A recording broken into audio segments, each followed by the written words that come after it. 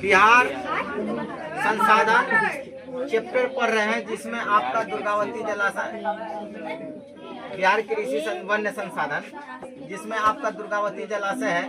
इस परियोजना का मुख्य उद्देश्य कैमूर एवं रोहतास जिले के सूखाग्रस्त क्षेत्रों को सिंचित करना एवं बाढ़ नियंत्रण है।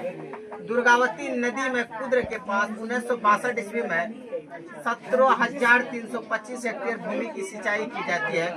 पर्यावरण सफलता नहीं मिलने के कारण चिनारी के प्रखंड में कर्मचाट के पास इसी नदी पर 4572 मीटर ऊंचा बांध बनाने की योजना है, जिसमें 36,000 भूमि की सिंचाई की जा सकेगी। ऊपरी क्यूल परियोजना यह एक बहुउद्देशीय परियोजना है। इसका निर्माण क्यूल नदी के ऊपरी भाग में हुआ है।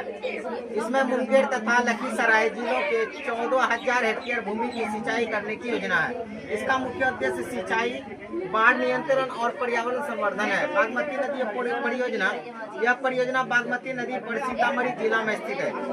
नदी के निचले भाग में रामनगर के समीप एक बांध बनाया गया है। यह सभी एक बहुउद्देशीय परियोजना है। इसका उद्देश्य सिंचाई, बाढ़ नियंत्रण, नदी कटाव को रोकना। इसके द्वारा पूर्वी चंपारण, सीतामढ़ी, शिवहर, मुजफ्फरपुर जिले की 1,19,800 हेक्टेयर भूमि पर सिंचाई की जाती है।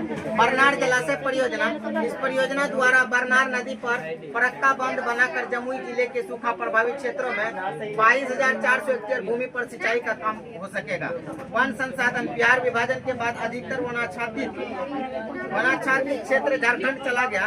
वर्तमान बिहार में 76.87 भौगोलिक क्षेत्र पर ही वन है। प्रति व्यक्ति वन भूमि का औसत मात्र 0.05 हेक्टेयर है, जो राष्ट्रीय आय का 0.53 हेक्टेयर से बहुत ही कम है।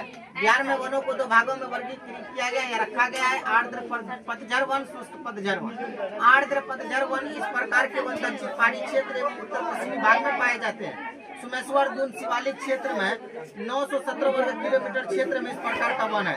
इस प्रकार के मुख्य वनों का विस्तार में साल, शीशम के वृक्ष, बांस, सवई, घास, महुआ, जामुन, कटहल, कुसुम, केंदू, गुल्लर, अमलतास, गंवार, कारांज आदि के वृक्ष आते हैं।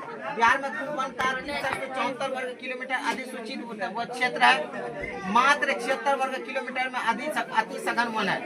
अधिसूचित क्षेत्र का लगभग 50% भाग वीरान अथवा विलुप्त है।